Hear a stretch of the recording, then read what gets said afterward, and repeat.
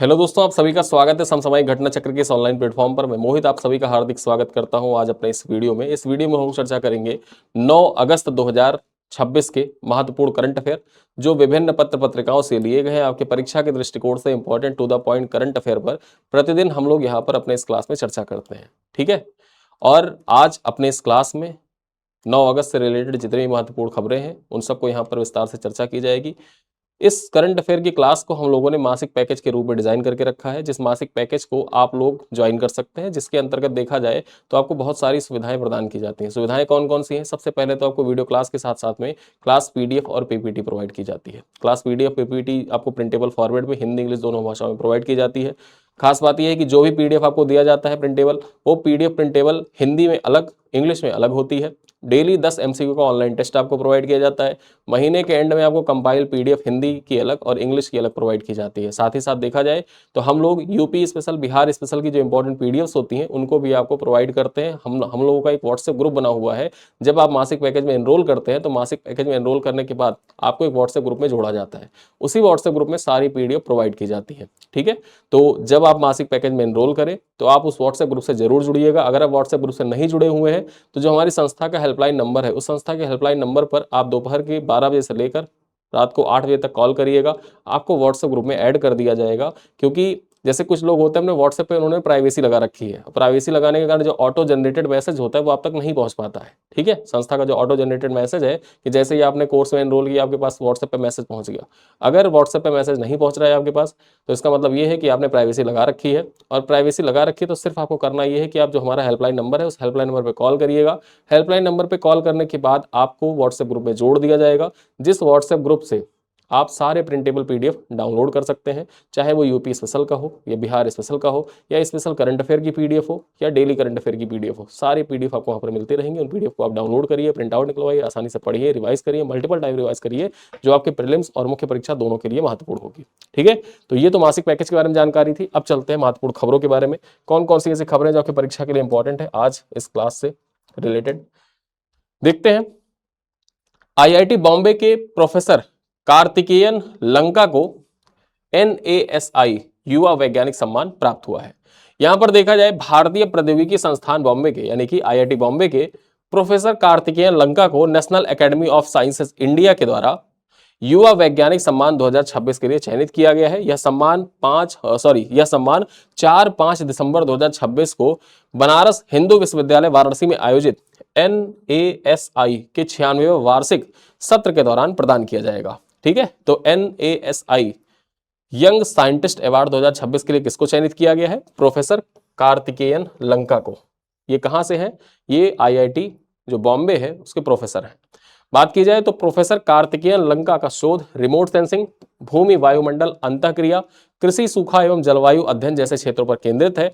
National academy of sciences India, ठीक है, national academy of sciences India का स्थापना कब हुआ था? इसकी स्थापना 1930 में हुई थी। और इसका मुख्यालय कहां पर है? इसका मुख्यालय प्रयागराज उत्तर प्रदेश में है। परीक्षा में कोई पूछ सकता है कि national academy of sciences India का मुख्यालय कहां पर है? National academy of sciences India का मुख्यालय प्रयागराज उत्तर प्रदेश में है और इसकी स्थापना 1930 में की गई थी।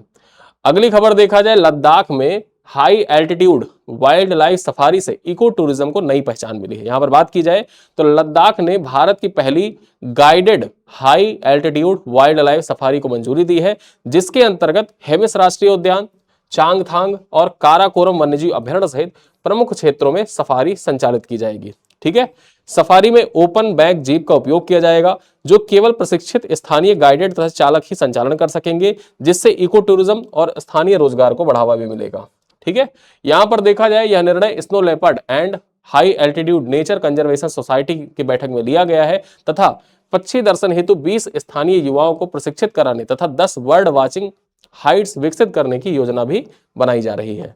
लद्दाख में भारत की अनुमानित 718 स्नो लेपर्ड में से 477 पाए जाते हैं। लेकिन लद्दाख में देखा जाए जो स्नो लेपर्ड है, snow leopard 477 snow leopard Ladakh में ही पाए जाते हैं, जिससे यह क्षेत्र स्नो लेपर्ड संरक्षण का सबसे महत्वपूर्ण क्षेत्र माना जाता है। क्या आप बता सकते हैं जो स्नो लेपर्ड है, स्नो लेपर्ड से रिलेटेड एक, जैसे स्नो लेपर्ड है ना, उसी तरीके से एक लेपर्ड है क्लाउडेड लेपर्ड।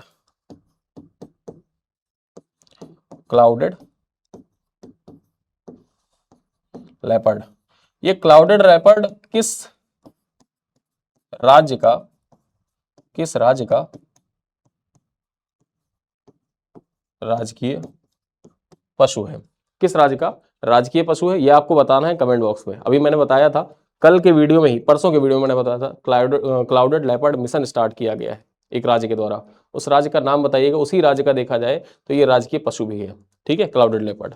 ठीक, चलिए आगे देखते हैं। हर घर तिरंगा 2026, हर घर तिरंगा अभियान लॉन्च किया गया है 2026 के लिए। यहां पर देखा जाए वंदे मातरम की 150वीं वर्षगांठ से जुड़ा अभियान बात करें तो संस्कृति मंत्रालय ने 6 अगस्त 2026 को नई दिल्ली में हर घर तिरंगा अभियान का शुभारंभ किया है। यहां पर देखा जाए तो ये अभियान 9 से लेकर 17 अगस्त 2026 तक आयोजित किया जाएगा, यानी कि आज से लेकर 17 अगस्त तक इसका आयोजन किया जाएगा। वर्ष 2022 में प्रारंभ इस अभियान के 5वें संस्करण को वंदे मातरम की 150वीं वर्षगांठ से जोड़ा गया है, जिससे राष्ट्रीय चेतना एवं जन भागीदारी को बढ़ावा मिलेगा। यहां पर बात की जाए अभियान के अंतर्गत सेल्फी विद तिरंगा पोर्टल, वंदे मातरम के सामूहिक गायन एवं सही उच्चारण हेतु ऑनलाइन प्रशिक्षण जैसी डिजिटल पहलें भी सम्मिलित की गई हैं। बात करें तो 14 अगस्त को विभाजन विभीषिका स्मृति दिवस मनाया जाएगा तथा सूर्य पथ तिरंगा पहल के माध्यम से 54 देशों में भारतीय मिशनों के द्वारा ध्वजारोहण एवं डिजिटल प्रसारण भी आयोजित किया जाएगा। ठीक है, तो एक पॉइंट याद रखिएगा, विभाजन विभीषिका स्मृति दिवस कब मनाया जाता है? 14 अगस्त के दिन मनाया जाता है। चलिए आगे देखते हैं। बायोफिच इंडिया 2026 से जैविक निर्यात को नई रफ्तार मिली है। यहां पर बात करें तो कृषि एवं प्रसंस्कृत खाद्य उत्पाद निर्यात विकास प्राधिकरण जो एपिडा है, इसके द्वारा 6 से 8 अगस्त 2026 तक ग्रेटर नोएडा में बायोफिच इंडिया 2026 का आयोजन न्यूरमबर्ग मेप्स इंडिया के सहयोग से किया गया है। यहां पर देखा जाए तो इस अंतरराष्ट्रीय व्यापार मेले में 200 से अधिक कंपनियां तथा एपिडा पवेलियन में 60 से अधिक प्रदर्शकों ने जैविक एवं प्राकृतिक उत्पादों का प्रदर्शन किया।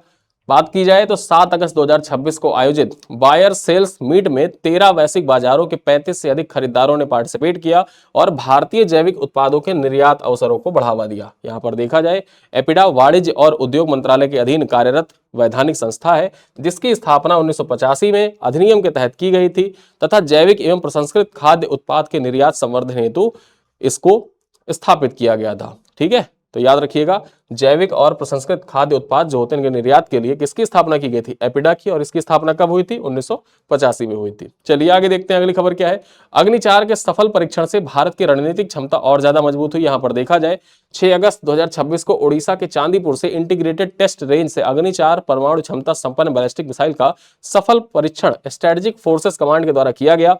अग्नि 4 2 चरणों वाली ठोस ईंधन आधारित सतह से सतह पर मार करने वाली मिसाइल है, जिसकी मारक क्षमता 4000 किलोमीटर है तथा पेलोड क्षमता देखा जाए तो 1000 किलोग्राम है। ठीक है, 4000 किलोमीटर इसकी मारक क्षमता है और ये अपने साथ 1000 किलोग्राम का पेलोड लेके जा सकता है। यहां पर बात की जाए मिसाइल में उन्नत री एंट्री हीट शील्ड लगी हुई है, जो वायुमंडल में पुनः प्रवेश करने के दौरान अत्यधिक तापमान सहन कर इलेक्ट्रॉनिक प्रणाली को सुरक्षित एवं सुरक्षा उनकी सुनिश्चित करती है। यहां पर देखा जाए रक्षा अनुसंधान एवं विकास संगठन डीआरडीओ द्वारा विकसित यह मिसाइल भारत की विश्वसनीय न्यूनतम प्रतिरोधी क्षमता एवं सामरिक प्रतिरोधी क्षमता को सुदृढ़ बनाती है। और इस दृष्टिकोण से जो अग्नि 4 मिसाइल का सफल परीक्षण है, रणनीतिक क्षमता इससे और ज्यादा भारत की मजबूत होती है। चलिए आगे देखते हैं।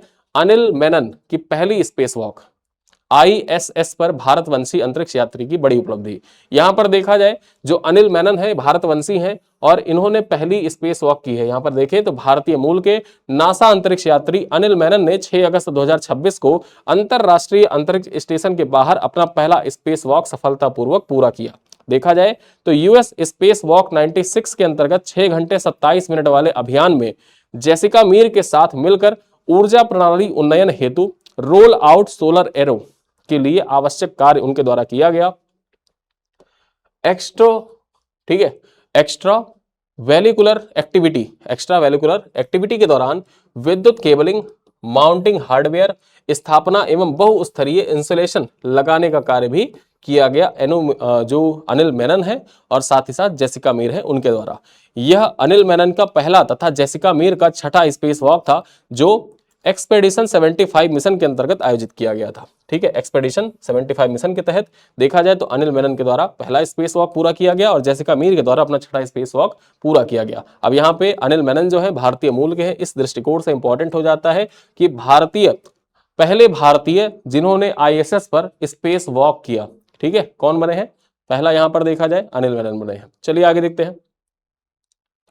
भावना कांत ने रचा इतिहास। जो भावना कांत है, ठीक है, कहीं कहीं आप भावना कंठ भी पढ़ते हैं, तो भावना कांत ने रचा इतिहास, फाइटर कॉम्बैट लीडर बनने वाली पहली भारतीय महिला बनी है। यहां पर देखा जाए तो स्क्वाड्रन लीडर भावना कांत 6 अगस्त 2026 को ग्वालियर स्थित tactics and air combat development establishment, ठीक है, यहां पर देखा जाए दो tactics and air combat development establishment है, फाइटर कॉम्बैट लीडर कोर्स पूरा कर पहली भारतीय महिला बनने का गौरव प्राप्त किया है।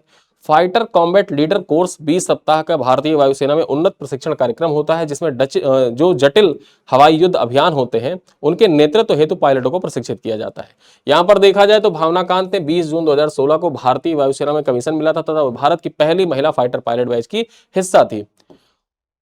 उन्हें 2020 में नारी शक्ति पुरस्कार से भी सम्मानित किया गया था तथा 2021 के गणतंत्र दिवस परेड में भारतीय वायुसेना की झांकी का हिस्सा बनने वाली पहली महिला फाइटर पायलट भी बनी थी। और ये सवाल आपके पीवाईक्यू में पूछा जा चुका है, ये सवाल आपके पीवाईक्यू में भावना कंठ से रिलेटेड पूछा जा चुका है। चलिए आगे देखते हैं। वायनाड में लगेगा एक्स बैंड डॉपलर रडार। यहां पर देखा जाए बारिश और भूस्खलन निगरानी होगी और ज्यादा मजबूत।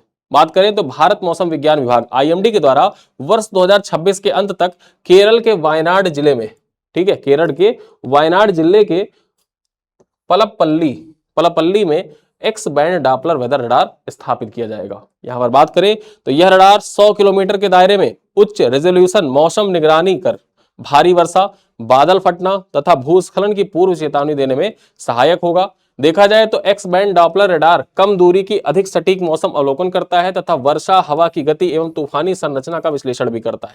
देखा जाए तो इस परियोजना का संचालन पृथ्वी विज्ञान मंत्रालय के अंतर्गत भारत मौसम विज्ञान विभाग के द्वारा किया जाएगा एवं केरल राज्य आपदा प्रबंधन प्राधिकरण ने इसके समन्वय में सहयोग दिया है। ठीक है, आगे चर्चा करते हैं। नई दिल्ली में 9वें इंडिया मेडिकल डिवाइस 2026 का शुभारंभ किया गया है। बात की जाए तो रसायन एवं उर्वरक मंत्रालय के औषध विभाग ने 7 अगस्त 2026 को नई दिल्ली के विज्ञान भवन में 9वें इंडिया मेडिकल डिवाइस 2026 सम्मेलन का आयोजन federation of Indian chambers of commerce industries, जिसको आप शॉर्ट में फिक्की कहते हैं, इसके सहयोग से आयोजित किया। सम्मेलन का उद्देश्य भारत को वैश्विक मेडिटेक हब के रूप में विकसित करना, घरेलू मूल्यवर्धन, नवाचार, निर्यात उन्मुख विनिर्माण एवं वैश्विक मूल्य श्रृंखला के एकीकरण को बढ़ावा देना है। यहाँ पर बात की जाए तो औषधि विभाग के सचिव मनोज जोशी ने चिकित्सा उपकरण उद्योग को आयात प्रतिस्थापन से आगे बढ़कर निर्यात उन्मुख वैश्विक स्तर पर प्रतिस्पर्धी बनाने पर बल दिया। सम्मेलन के दौरान भारत में चिकित्सा उपकरणों की सेवा और रखरखाव को सुदृढ़ करना विषय पर श्वेत पत्र भी जारी किया गया, जिसका उद्देश्य चिकित्सा उपकरणों की सुरक्षा, विश्वसनीयता एवं दीर्घकालिक उपयोग को सुनिश्चित करना है। यहां पर देखा जाए अगली खबर क्या है। जैम ने सार्वजनिक खरीदारी में बदलाव लाने के लिए 1 दशक पूरा किया। जो जैम पोर्टल है ना, गवर्नमेंट ई मार्केट प्लेस, इसको देखा जाए 10 साल पूरे हो रहे हैं।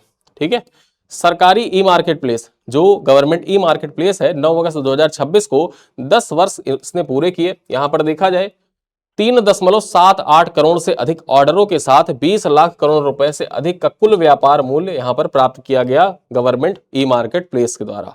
9 अगस्त 2016 को प्रारंभ किया गया था। भारतीय प्रौद्योगिकी संस्थान दिल्ली के अध्ययन के अनुसार देखा जाए तो 2023-24 से 25-26 के दौरान 1.76 लाख करोड़ रुपए की सामाजिक बचत तथा 86,571.69 करोड़ रुपए का प्रत्यक्ष मौद्रिक लाभ इसके माध्यम से हुआ है। यानी कि गवर्नमेंट ई मार्केट प्लेस देखा जाए तो एक तरीके से सरकार के लिए और सरकार से जुड़े हुए विभागों के लिए एक महत्वपूर्ण बचत योजना है। यहां पर देखा जाए सूक्ष्म और लघु उद्यम ने 9.07 लाख करोड़ से अधिक के ऑर्डर पूरे किए, जबकि महिला संचालित उद्यमों एवं स्टार्टअप को भी सार्वजनिक खरीद में उल्लेखनीय अवसर प्राप्त हुआ। देखा जाए तो जैम सार्वजनिक खरीद प्रक्रिया में आर्टिफिशियल इंटेलिजेंस एवं मशीन लर्निंग का उपयोग कर पारदर्शिता, निष्पक्ष स्पर्धा एवं दक्षता को बढ़ावा दे रहा है। ठीक है, चलिए आगे देखते हैं अगली खबर क्या है। और आज के इस करंट अफेयर की अंतिम खबर क्या है। बछरावा में बनेगा उत्तर प्रदेश का सबसे बड़ा औद्योगिक क्षेत्र। बछरावा जो कहां पर पड़ता है, रायबरेली के अंतर्गत आता है। ठीक है, यहां पर देखा जाए यहां पर उत्तर प्रदेश का सबसे बड़ा औद्योगिक क्षेत्र बनाया जाएगा, विकसित किया जाएगा। Uttar Pradesh state capital region के अंतर्गत रायबरेली के बछरावा में 104 वर्ग किलोमीटर क्षेत्र में एकीकृत औद्योगिक विकास क्षेत्र एवं बहुआयामी माल परिवहन केंद्र विकसित किया जाएगा। लगभग 26,000 करोड़ रुपए की लागत वाली इस परियोजना के अंतर्गत 2.5 लाख प्रत्यक्ष रोजगार और 5 लाख से अधिक अप्रत्यक्ष रोजगार सृजित होने की संभावना व्यक्त की जा रही है। औद्योगिक क्षेत्र में ऑटोमोबाइल, रेलवे उपकरण, रक्षा, खाद्य प्रसंस्करण, सीमेंट, सिरेमिक, लकड़ी उद्योग तथा वेयर हाउस जैसी इकाइयां स्थापित की जाएंगी और 150 हेक्टेयर में विकसित होने वाला यह बहुआयामी माल परिवहन केंद्र की वार्षिक क्षमता 30 लाख टन होगी। कितनी? 30 लाख टन होगी इस वेयर हाउस की वार्षिक क्षमता, जिसमें गोदाम, शीत भंडारण, कंटेनर डिपो, हवाई माल केंद्र एवं रेल साइडिंग जैसी सुविधाएं भी विकसित की जाएंगी। तो इस प्रकार से उत्तर प्रदेश का सबसे बड़ा औद्योगिक क्षेत्र कहां पर विकसित किया जाएगा? बछरावा। ये कहां पर पड़ता है बछरावा? ये पड़ता है रायबरेली में। ठीक है, रायबरेली में।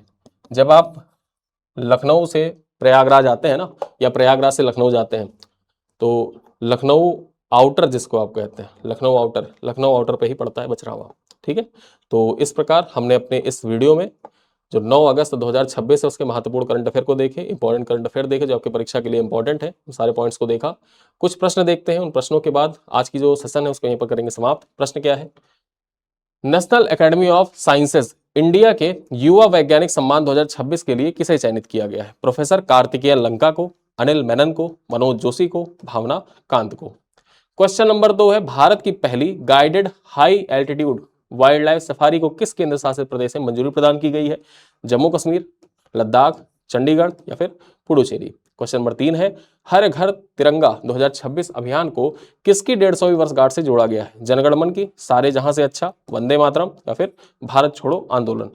आगे बात की जाए, अग्नि 4 बैलिस्टिक मिसाइल की मारक क्षमता लगभग कितनी है? 2000 किलोमीटर, 3000, 4000 या फिर 5500 किलोमीटर। और पांचवा यहां पर देखा जाए, फाइटर कॉम्बैट लीडर कोर्स पूरा करने वाली पहली भारतीय महिला कौन बनी है? अवनी चतुर्वेदी, मोहना सिंह, भावना कांत या फिर शिवांगी सिंह। ठीक है, तो इस प्रकार हमने अपने इस वीडियो में आज के जो महत्वपूर्ण करंट अफेयर थे उनको कंप्लीट किया। आपके परीक्षा के दृष्टिकोण से इंपॉर्टेंट जितने भी करंट अफेयर उनको हमने कंप्लीट किया।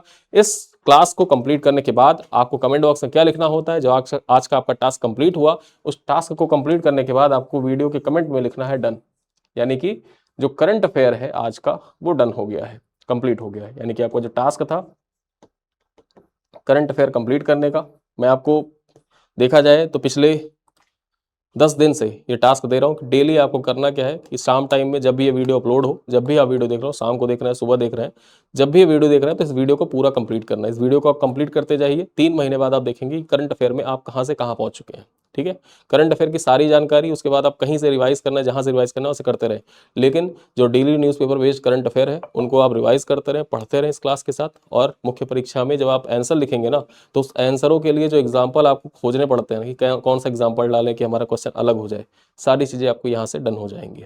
ठीक है, और इसीलिए मैं आपसे डेली डन लिखवाता भी हूँ ताकि आपका जो टास्क है करंट अफेयर का वो कंप्लीट होता रहे। और इन्हीं सब बातों के साथ इस क्लास को करते हैं एक बार समाप्त। मैं लेता हूँ विराम। अगली क्लास कल आएगी शाम को 7:30 बजे। मिलते हैं शाम को, तब तक के लिए धन्यवाद।